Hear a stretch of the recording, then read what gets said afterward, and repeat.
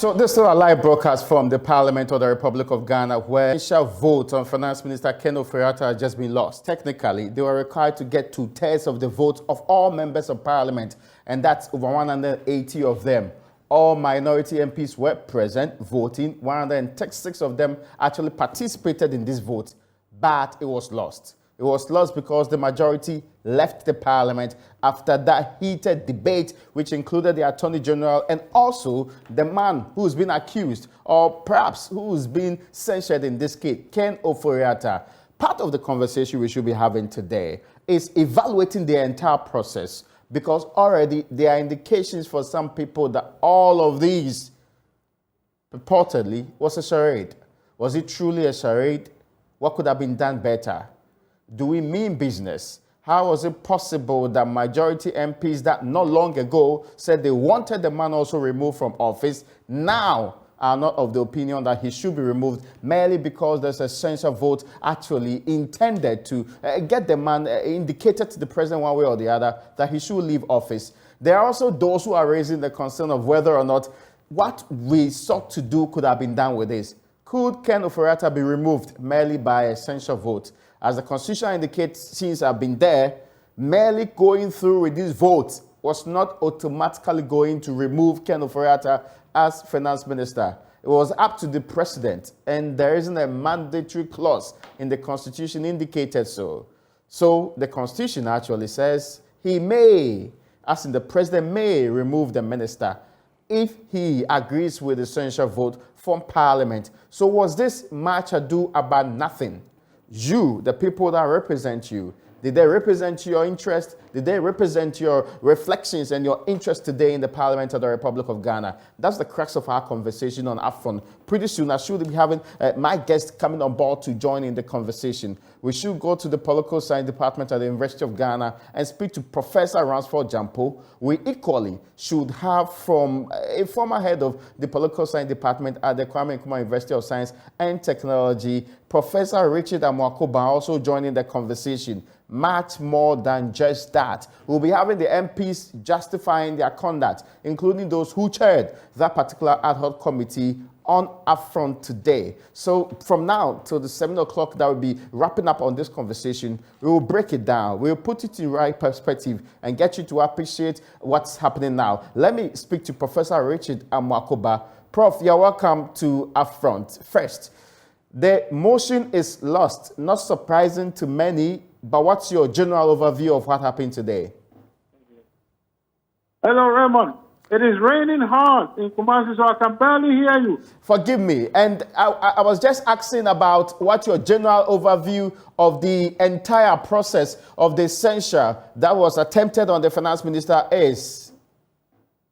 Okay, I can't speak to it because the TV went off before they finished counting. So you can tell me the final numbers. So the entire minority voted, but their numbers were just not enough to carry through a censure vote. So it was lost. The majority walked out and, as they had threatened earlier, failed to be part of this particular vote. I'm asking what your overview of this process that sought to send a clear warning to the finance minister was anyway. It is very sad. Today, our democracy went backwards. And it's because of the majority. They didn't do their job. We don't pay them to walk out. If you think the finance minister should say so, not just walk out, so that we cannot tell one way or the other. Well, in this instance, if you walk out, it means you support him. It means you want him to stay. But they should say an affirmation, not just walk out. We don't pay them to walk out. This is what I say. But it is very bad. A complete chaos from the camp of the majority. You mutiny against your own president. You stuck together. The numbers increased from 80 to 97. What changed? What changed? That is what I was afraid of. That any time the executive has time to talk to any side of parliament, you know they can coerce them one way or the other, change their mind. And this is what has happened. Now, there is no explanation except that it's a disgrace to the country. Now, I'll come back to you, Prof. Just give me a second. Let me also bring in Professor Ransford Jampo from the University of Ghana's Political Science Department into this conversation. Prof, you're welcome to Upfront. Now, the question on the minds of many, was this much ado about nothing? Is it the right expression to use that this was a charade? Well, I think we spoke this afternoon. I told you straight away that it was a charade, and it is nothing to write home about. And Parliament, as we see it now, in my view, shouldn't be taken too seriously. Look, the current hung Parliament handed to us by Ghanaians in the 2020 parliamentary elections looked promising as a countervailing authority to the powers of the executive. For the first time, it succeeded in electing a speaker who isn't from the ruling party.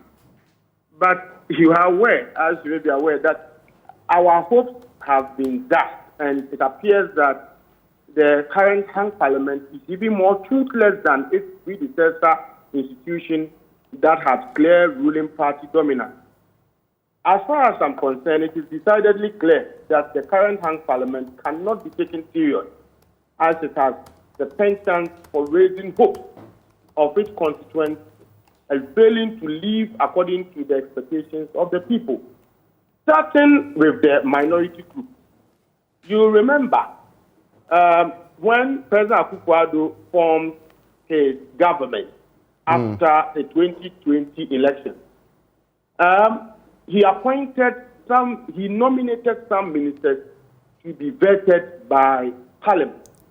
Now, the minority group, they told us that Mr. Ken Ofori-Atta and other nominees weren't fit for purpose and that they were going to reject their nominations during the vetting process. Yet, this same minority group, they were the ones, apart from one or two of them, they were the ones who overwhelmingly supported and voted to approve of the nomination of these persons, including Mr. Ken Ofori-Atta, that they had hitherto openly told Ghanaians that they were going to reject their nomination. They told us they were going to censure the same man, Ken Ofori-Atta. Yet, in my view, when it mattered most, they could not fill the right caliber of experts to quote and ask, to probe and ask probing follow-up questions to nail the man when they had the opportunity to interact with him at the adult committee that the speaker, set up. Indeed, their shambolic performance created an avenue for Ofori-Atta to rather acquit himself, mostly by even courting public sympathy for himself. So, to my mind, the minority group, they either do not mean what they say and must not be taken seriously, or they lack the needed competence to function in the kind of hung Parliament that Ghanaians created as per the 2020 parliamentary election. Now, to the majority side, they also gave some hope when, for the first time ever in the history of Ghana's Fourth Republic, a group of over 80 of them came out publicly to articulate a claimed constituent demand that Ofori-Atta must be axed from government in view of his superintendence on the current economic malaise of the country and hardships that, have been imposed. And again, for the first time in the history of Ghana's Fourth Republic, this majority group sought to project constituent demands and interests over and above executive whims and parochial partisan demands in a manner that, in my view, should rightly be so. But soon, then they demonstrated lack of political spine as they pandered to executive and partisan threats and orders. Today, none of them has the boldness to speak to the position they espoused earlier. They fear the executive president, even though, in my view, there are no longer positions to be said, or something else. Either they fear the executive president, or something else may have been done to them that has silenced them. And so I am not surprised at the turn of events. The current parliament, as I indicated, is even more toothless than its predecessor institution that has a clear partisan majority, in it. It is not to be taken serious.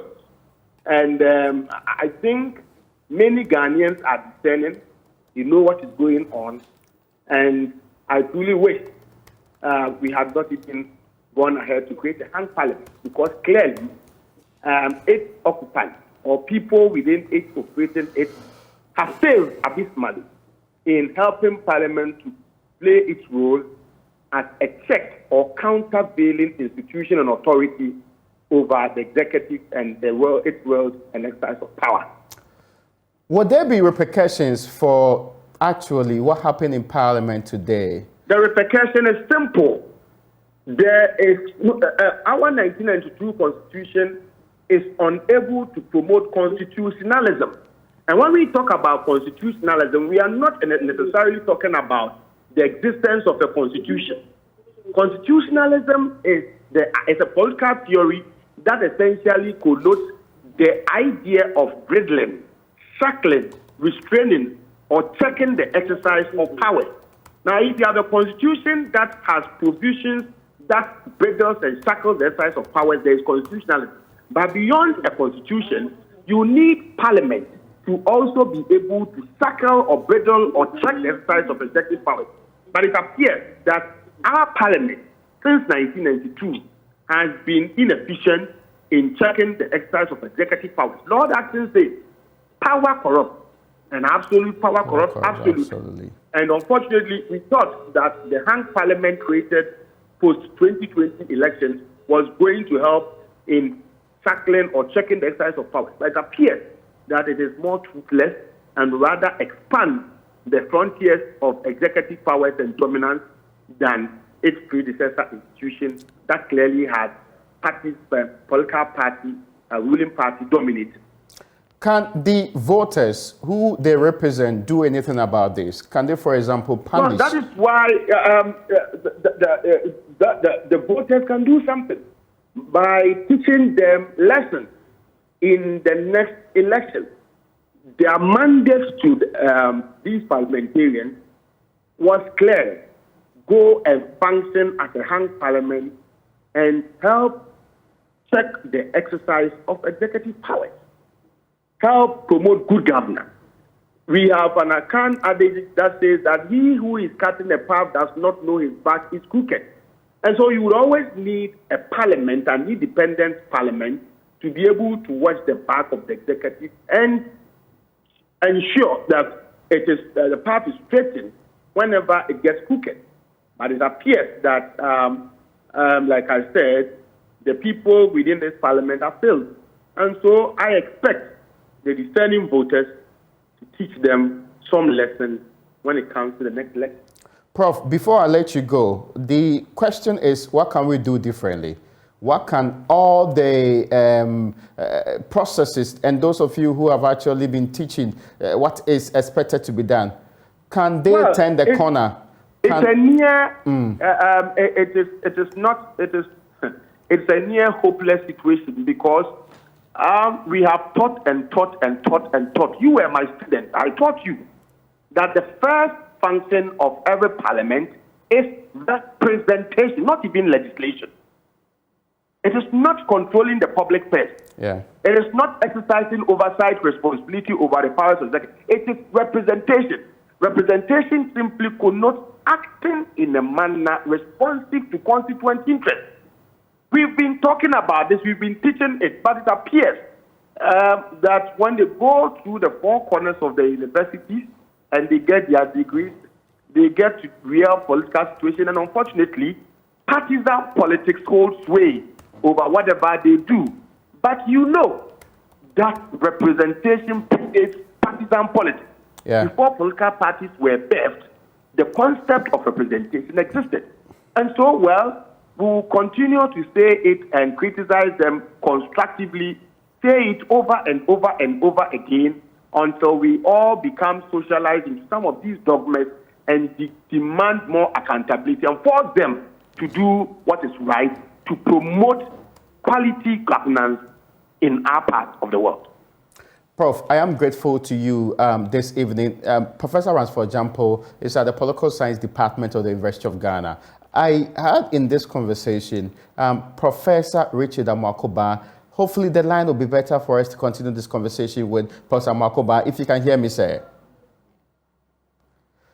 Professor Acquah, can you hear me? I'll take a break. After this break, we continue this conversation.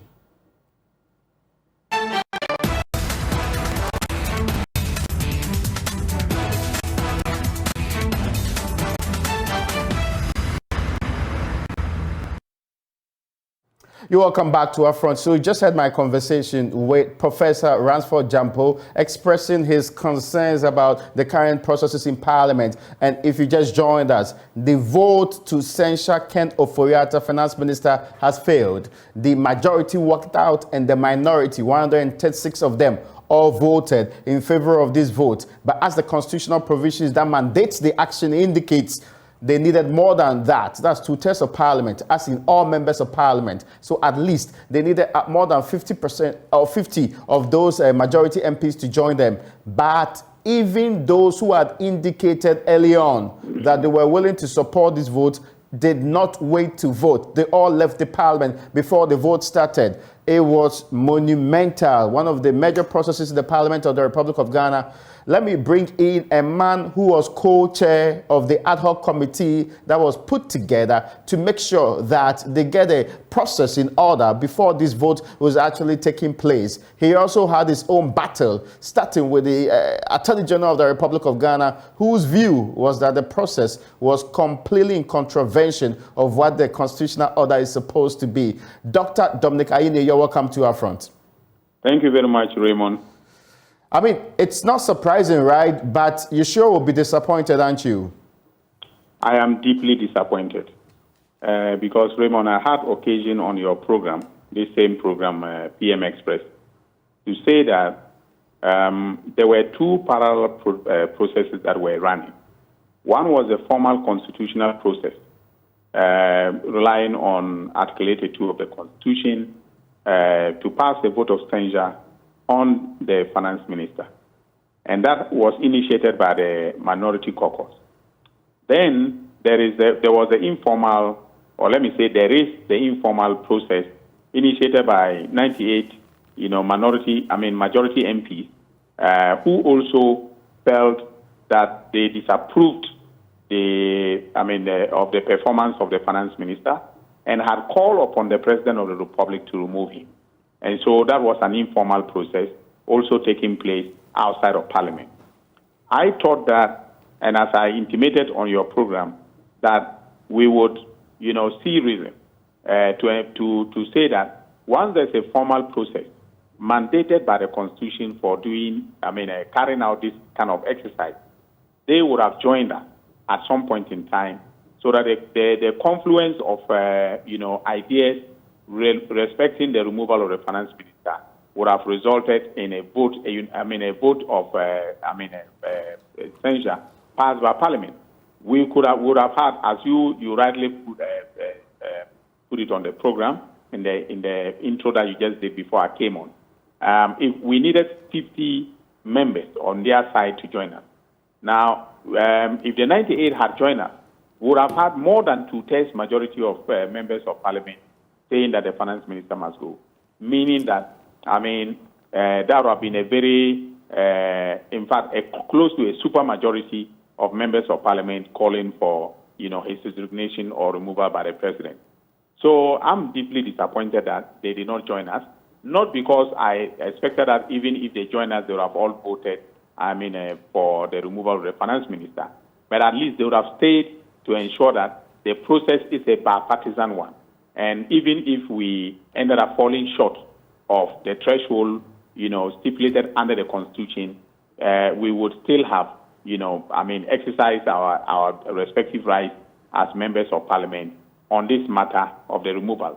They have argued that our grounds were not solid. They have argued that we did not have, concrete evidence, and so on and so forth. They could have stayed after the debate to vote, to put forth their position that the grounds were not, strong enough for the removal of the finance minister to occur.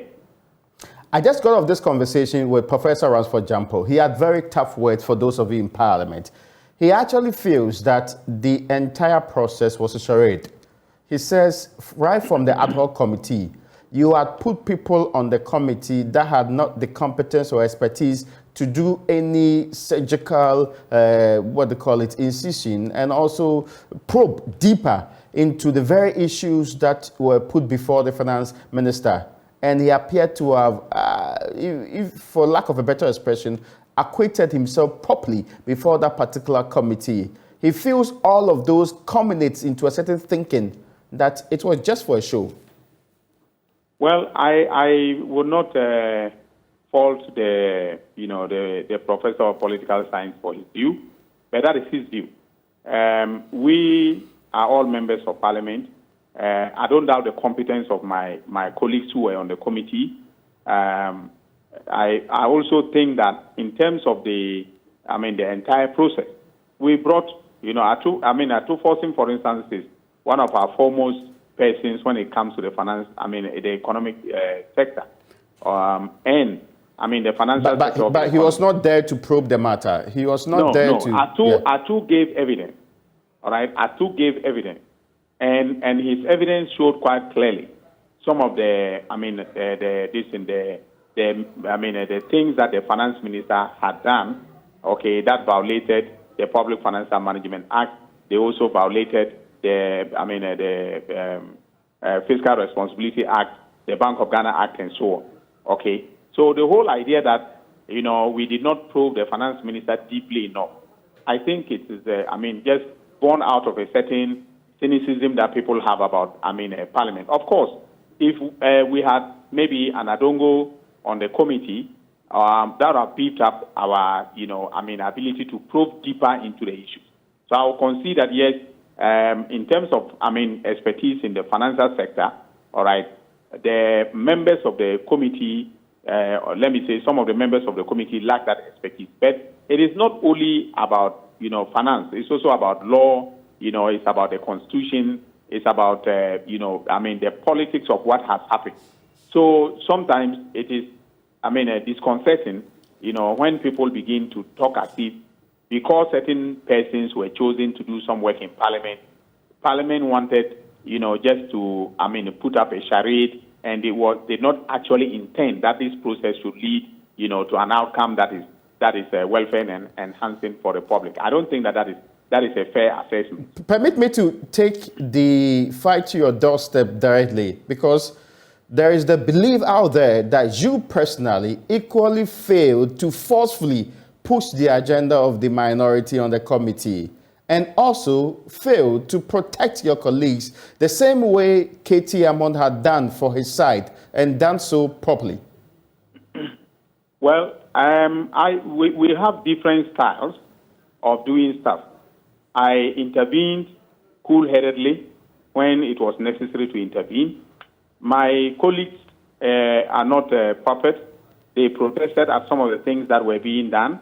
All right, and I also diplomatically sometimes would whisper to the Honorable KT Hammond to allow a member on my side to proceed, even though he was objecting.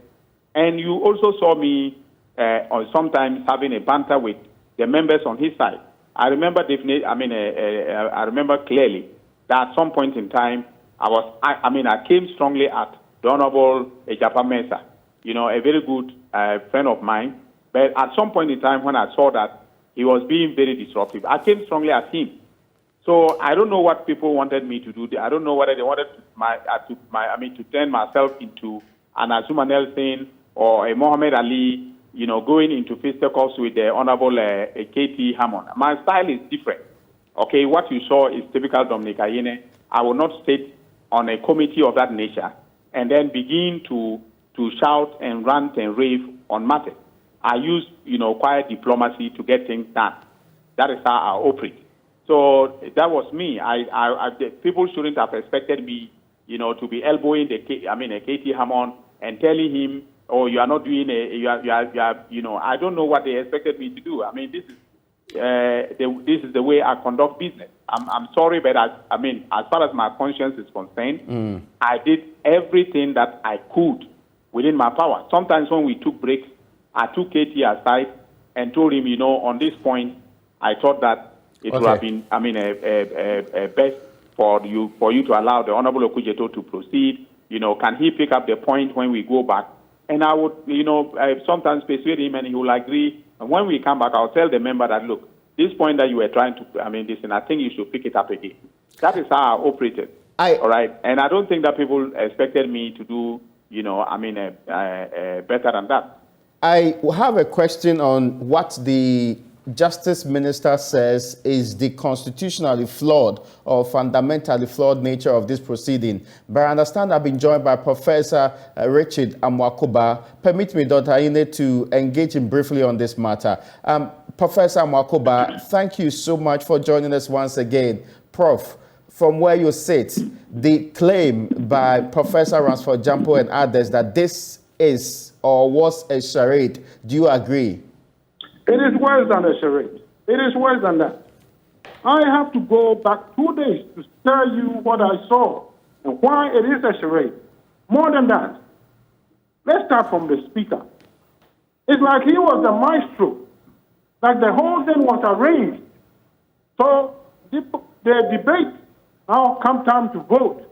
Speaker says you are voting by voice vote. All those say, all them papers say, hey, all opposed, nay. Then the speaker realized that the sound is too close. So he wanted a no shout. I'm using your voice to decide. Why would you use your voice to decide such an important vote? Why? Are we the only ones practicing parliamentary democracy? Head count. By now, we should have in the chamber electronic to push it very quickly. Everybody knows how you voted. No. They want to receive the benefit and avoid any punishment in terms of how you voted. And so that is what happened. Oh, if they say aye, okay, I think the yeas have it. You think so? Is that how you decide you would think? No, you don't think. You have to know. By evidence, you count the people, not what you think. Yeah, okay, that's it. The yeas have it. And then they walk out. This is the suspicious part. NDC members are not pushovers. If they thought that they voted and the nays were higher, would they be quiet like that? No. But because they were ready, they knew the plan, nobody challenged anything. They all went out. That is what showed me that the whole thing is suspicious. It was staged.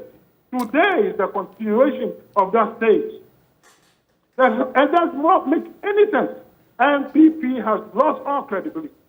At least NDC, they did what they are supposed to. But look, this idea of bribing MP, the speaker himself has said parliamentarians take bribes. He has said it himself. We saw it on the other occasion when the vetting of ministers came. NDC heightened the tempo of the chamber. We are not going to do this. We are not going to do this. All of it is to maybe increase the pay. And then we wake up, boom, they are all approved. How is that? This is what has happened today. They went there, they are supposed to approve the budget. They have. Now they come to tell us some nonsense about this is just, we haven't approved anything, we are yet to prove. What did you approve?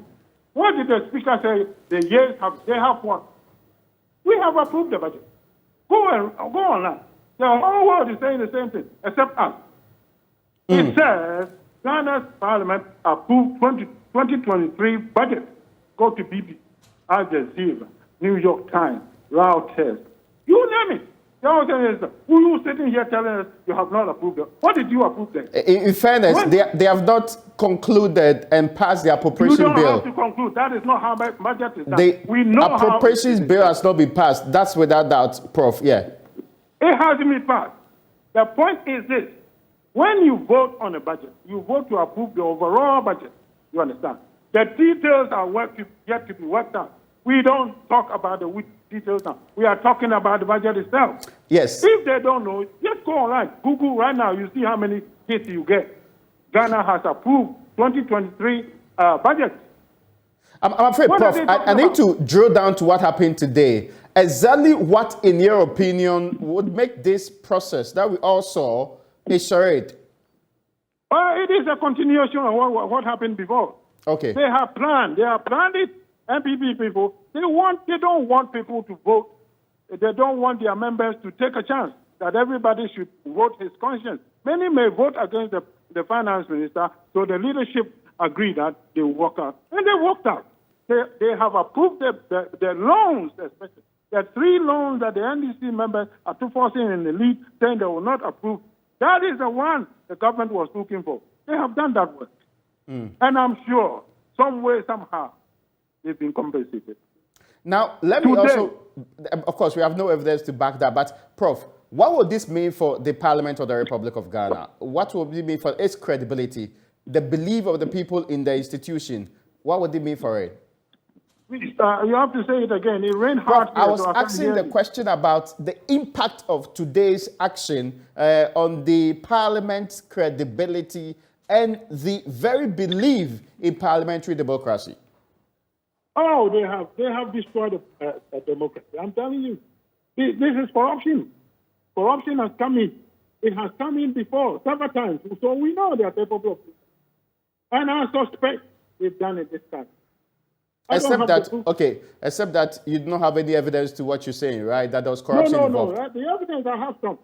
It is not hard evidence. And you don't have to have hard evidence. Nobody who is engaged in corruption will come and tell you, okay, I took the money. No.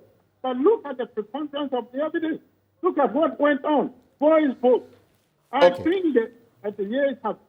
Is that how you do it? You can't count. Going forward, what can we do to improve the Parliament, its independent role, its separation of powers, and what Barrow Montesquieu considers to be the very checks and balances they are supposed to present? The people there are corrupt.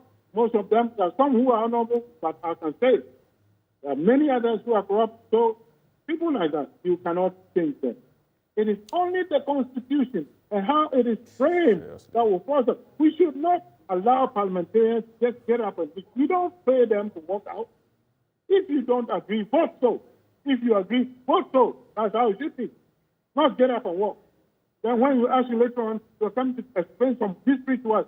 So you are here and there at the same time. No. Look, let me tell you something. The fact that the NDC did not protest, they quietly walked off, talking and whatever. Today's composer of the parliament tells me that indeed that is what happened. Now, Prof, I am grateful to you for joining us this evening on this conversation. I need to wrap up with Dr. Ayine. Dr. Ayine, it appears even the experts in the area of governance are not so convinced about what happened in Parliament today. Well, I don't know the the professor who had just spoken, Acquah, I don't know him very well. But I'm very disappointed in his own analysis. You know, first of all, the whole idea that just because there has been a voice vote, it shows that there has been a compromise. I mean, it's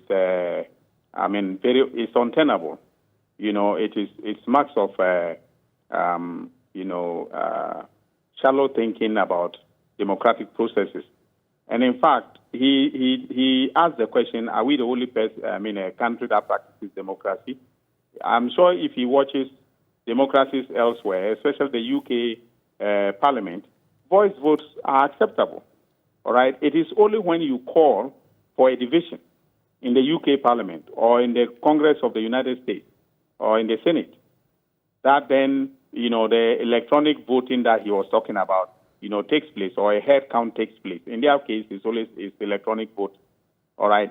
So the fact that we pass the budget by voice vote is not, evidence of corruption on our part.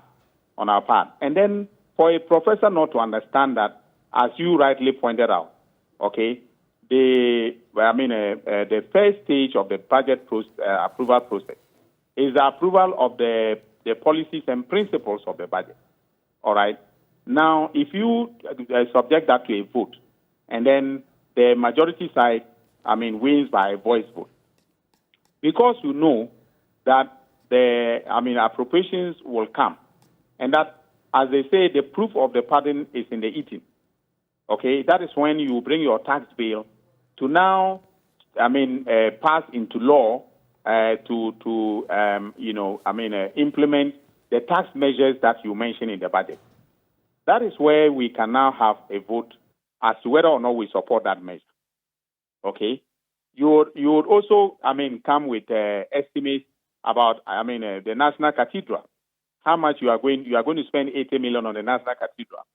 We can object to that and say, look, we don't want you to spend 80 million on the National Cathedral at this, time in our history. We want you to take that money and add it to the budget of the Minister of Education or the Minister of Health, so that agenda, a 111, can advance, contractors can be paid, and so on and so forth. And so we can vote against that. Okay, that is where the concrete issues that affect the people of this country, are dealt with by way of a vote down or a vote up. So for a whole professor to be this cavalier with his analysis, it's shocking. And then for him to be attributing corruption to all of us just because, we took a voice vote on the budget, and then also because the MPP walked out. Walkouts happen everywhere. I don't know whether he has been watching the news regarding walkouts in other parliaments in the world. I don't see why elected representatives cannot decide that they don't want to be part of a certain process and then walk out. So the fact that they have walked out, that you cannot just attribute corruption to them because their leadership has decided that, and in any case, where did he get the evidence that he was talking about, that he's sure that, we've been paid monies and so on and so forth? It's very disconcerting when people like this who should know better, are speaking in this fashion. If you speak in this way, what the unlettered person, the uneducated, uninitiated in parliamentary process, what do you expect that citizen to do? They will think that we are just, a bunch of corrupt characters who are making deals and taking money from government in their name. And I don't think that is a fair assessment of the work that, people like me do. Right? Okay. I have never received money, and I can tell you that on authority. I've never received money, in order to be able to do something in this house. Now, all right, and there are many of people like me. I can't talk for others, but there are many people like me who are working diligently to ensure that this country moves forward. I'll ask you the question about what the Attorney General thinks, that the process was fundamentally flawed. No, I think that the Attorney General had, himself completely misunderstood, the entire process. The whole idea that we raise issues of constitutionality, we debate the Constitution every day. Administrative agencies even deal with the Constitution every day. They look at the Constitution to see whether or not what they are doing is in conformity with the Constitution. All right. It is only if we then go into a situation where you are saying that, all right, what do you call it? There has been, a situation where you are saying, okay, that there's a breach of the there's a breach of the Constitution, okay, and that breach, it said that you need some interpretation, by the courts to be able to put it right. So if we are saying that, for instance, the Constitution requires that for you to spend money, you need to come to Parliament, and then you've spent money without coming to Parliament. Do we need a Supreme Court to say that, to make a pronouncement on that as Parliament? So the whole idea that because we mentioned the constitutionality, we raised the issue of constitutionality, we ought to have gone to the Supreme Court rather than, to have dealt with it in Parliament. I think it's wrong. It's totally wrong. My final because question. Parliament can debate the Constitution. We make reference to the Constitution on a daily basis. And by the way, this was a motion that was supposed to be debated in Parliament. So parliamentarians are entitled to say that the minister did not act in accordance with the Constitution. This is a political process. I don't see why the Attorney General is trying to turn it into, a quasi-judicial, process or a chamber for, a debate about the law. This is not. It's not. That we are debating. About political and policy issues in Parliament. That's all that we are doing. Except that the Speaker appeared to agree with him on the quasi-legal or judicial nature of this. Yes, I mean, Mr. Speaker was saying that because he referred the matter to a committee, Okay. and the committee will have to hear evidence and so on. That is analogous to a quasi-judicial process, all right? But when we are debating on the floor, it is a purely political process, nothing to do with the quasi-judicial or administrative process, all right? And when Article 82.4 says that the minister should be heard in his defense, all right, it is according the minister a right to political fairness that the House, there is in the House of Parliament cannot debate a motion for his removal without him being heard during the debate. So it is not about, quasi-judicial processes and administrative justice and so on. That is why the Honorable Haruna Idrisu, the minority leader, rightly asked the Attorney General. All right, is he saying that we are administrative officers and Parliament is an administrative body? Now, because my final question, Doc, is where do we go from here? What's the next step? This failed. What else can you do? Well, look, I mean, as I said to one of the stations in an interview, the fact that we have taken this step does not foreclose the possibility of taking that step again. Nothing in the Constitution or our standing order says that you cannot reinitiate the process of a vote of censure if you know that you can garner 2/3 majority, of members of Parliament to pass the vote. So once, we have concluded this process. Maybe at some point in time, if it comes up, we can take it up. I don't think that the NPP side of the House is going to ever cooperate with us on this matter. Okay. All right, because they have made it abundantly clear that they will not cooperate with us. If they were to cooperate with us, they would not have worked out. Did you have a plan So B? I believe that we have, brought a close to to this chapter, but it can be reopened at some point in time if, we can garner the requisite number of signatures. I am grateful to you, co-chair of the Censure Motion Ad Hoc Committee, a motion that was just lost in the Parliament of the Republic of Ghana. Thank you so much, Dr. Dominic Aine, and many thanks to you, Professors Ransford Jampo and also Richard Amakuba for joining this conversation earlier. Many thanks to you too for watching UPfront today.